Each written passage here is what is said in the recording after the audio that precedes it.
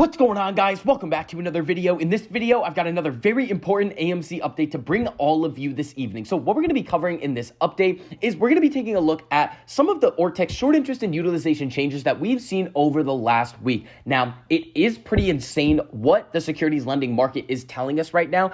And the moral of the story is it looks like these shorts just really can't help themselves. They're taking out so many shares on loan, and it is only a matter of time before they screw themselves over by jacking up that cost to borrow. Now, that cost to borrow could get up to a level that we have never seen before on AMC or GME for a couple of reasons that we are going to be covering. Now, in addition to this, we also have MELVIN Capital directly named as a target of the Department of Justice investigation into manipulative short selling. In addition, we also have Citron Research's Andrew Leff.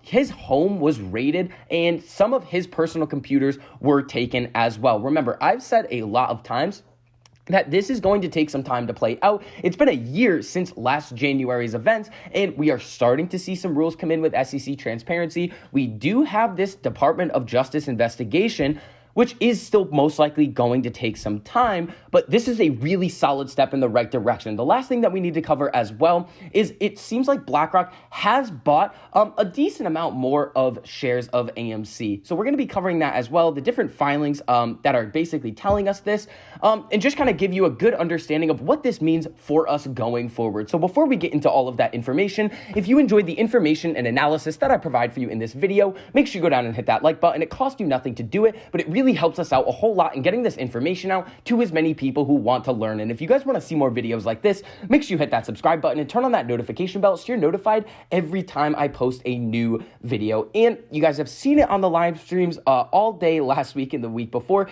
If you do want to learn that 1348 strategy and be in the Discord with me, TMI, and Review Dark, make sure you check out that link down below in the description. But again, make sure you guys learn the strategy first, paper trade before you use any of your own money. So AMC closed the day on Friday at $15.35. Again, another green day. We have been kind of in a sea of red over the last 2 months, so it is a good sign to see us kind of start to try to make our way back to the upside. So let's see if we can continue that trend this week and start to slowly stair step our way up in terms of price. Now, coming over to the Ortex data right here, we have utilization of 80.16% on AMC.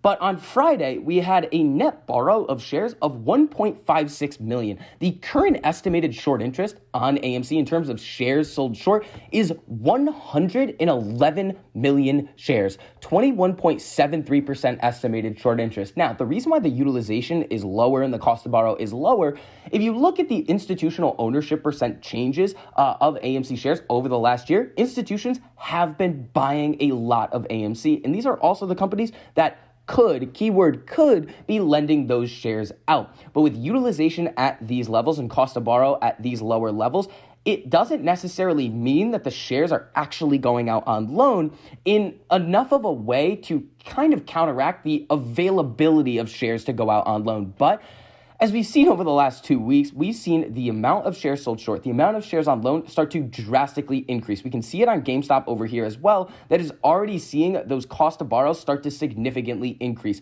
Once this happens, these shorts are going to have more pressure put on them. And we all know that these brokers know the situation and have a good understanding of what could happen with these stocks if they start to get any momentum. So that could lead to higher cost to borrows, kind of in a net way versus what we've seen in the past. We can see the brokers really try to figure out a way to kind of limit the exposure that they have, jack up the cost to borrow on everybody, and start that next move up even sooner. So we have a lot of really good data that we're looking at here. And again, guys, Ortex is only giving us 85% of the total market data. And even then, it's probably not that accurate, but the trends that we are seeing are what is important to be looking at. Now, coming over to this MELVIN Capital situation, we have this article from the Financial Times. U.S. investigates potential short selling abuses. Department of Justice sends subpoenas seeking information on more than 24 firms. And when we come down to take a look at exactly who these firms are, the list of names includes some of the best known firms that publish negative research and funds that seek to profit when individual share prices fall, i.e. by shorting. Among them are Muddy Waters, MELVIN Capital, Hindenburg Research, who was kind of behind the short report on Nikola, and Citron Research, who has been kind of in the news a lot in the past for their shorts, I believe on Valiant and GameStop. Spokespeople for the firms either declined to comment or did not return the phone calls, obviously. So in addition to this, we have MELVIN Capital named right here and Citron. Well, what happened with Citron specifically? Andrew Left, the founder of Citron, who famously shorted GME, had his computer seized from his home in early 2021 due to the FBI investigation into short selling. Things are starting to move in our direction here, people. Now, is something going to happen with this? I don't know. We need to kind of wait and see how this plays out. But the key thing here that is important is that when the SEC investigates, the penalty is a fine. When the FBI or DOJ, the Department of Justice, investigates, the penalty is jail time. Now, the other thing that I want to point out about MELVIN Capital is that they've kind of switched to really only going long on stocks, meaning buying them and hoping that they are going to go up, especially after what happened with their GameStop position. They got absolutely blown up. They needed that cash infusion from Citadel and SAC, 0.72. But when we come over here to see kind of how they're doing in their portfolio, well, you guys kind of saw what happened with Facebook last week. And this is the Q3, essentially, 13F filing for MELVIN Capital. We can see here, Gabe Plotkin is the manager. And let's take a look at what they did with their Facebook position. So as we come down a little bit further, let me see if I can find it again. Right here, Facebook, they increased their position size by 600%. They are taking significant losses in their portfolio, so doesn't really make a whole lot of sense that Ken Griffin would come out and call Gabe Plotkin one of the best investors of his generation. Now, let's talk about this BlackRock situation. So when we come over to AMC's page over here on Fintel, we can see that BlackRock filed a 13G. Now, we're going to go over exactly what this is, but let's just take a look at these numbers here. So the current shares that they have, 42 million. The previous shares, 5.9 million. The change in terms of a percentage, 623%. Now, that may seem like a lot, but you got to think about exactly what this 13G means. They're filed annually. The ownership percentage that they own of AMC right now is 8.3%. That is a very significant amount. When you're filing a 13G, the 13G kind of gets triggered that you have to file one of those when you own more than 5% of the company. And we can see here when we come over to Investopedia, there are several filing deadlines for Schedule 13G. For institutional investors, they are required to file within 45 days of the end of the year in which they finish above 5% of the ownership of the total company. That's slightly different from a 13F that is filed quarterly. So we can see the difference here. BlackRock holding about 42 million shares, almost 43 million shares of AMC.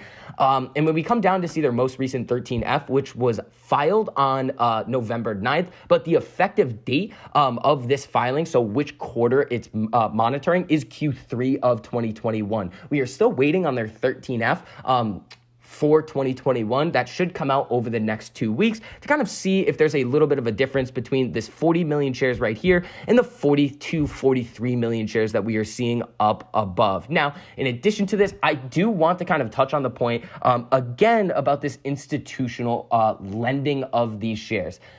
And I kind of want to point something out to you guys. Yes, it's very, very possible that these institutions are loaning out these shares. But when you take a look at what AMC's cost to borrow is right now, and this is the annual rate that these institutions would be receiving, 1.89%. Now, when we take a look at something like BBIG right here, and we pull this up and look at their cost to borrow, let me pull this up really quickly, and we take a look at what their cost to borrow is listed at, the average cost to borrow in BBIG is 210%. If your goal as an investment advisor is to make money, remember, these institutions are all in this to make money. Why would you then buy shares to loan them out at 1.89% when you could just go with this stock right here that's going to give you 210%? It doesn't make a whole lot of sense, but again, what they could be doing is preparing for a massive wave of forced share recalls, because remember, we've gone over this many, many times in the past, that these institutions who are lending these shares can recall those shares, meaning they tell the people that they've lent these shares to, hey, give them back, which is going to force them to buy those shares and return them to their rightful owner. They can do that at any time, and they don't really need to provide a good reason for doing so.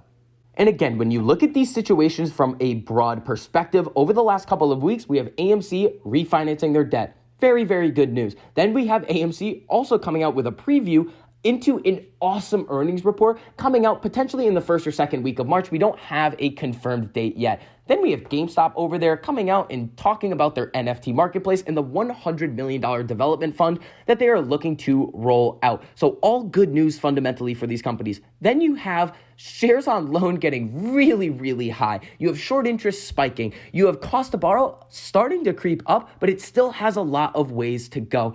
All of the things are pointing to the fact that the shorts are really playing with fire here, and the fact that they're able to push it down does not mean that they are right, in my opinion. It just means that they have more money, more capital, more influence on the markets that we are looking at every single day. But again, in my mind and in my opinion, it is only a matter of time. So that is going to wrap up this update on AMC. If you enjoyed the information and analysis that I provided for you in this video, make sure you go down and hit that like button. It costs you nothing to do it, but it really helps us out a whole lot in getting this information out to as many people who want to learn. And if you guys want to see more videos like this, make sure you hit that subscribe button and turn on that notification bell so you're notified every time I post a new video. So I hope you guys are having a great weekend, and I'll see you guys in the next video.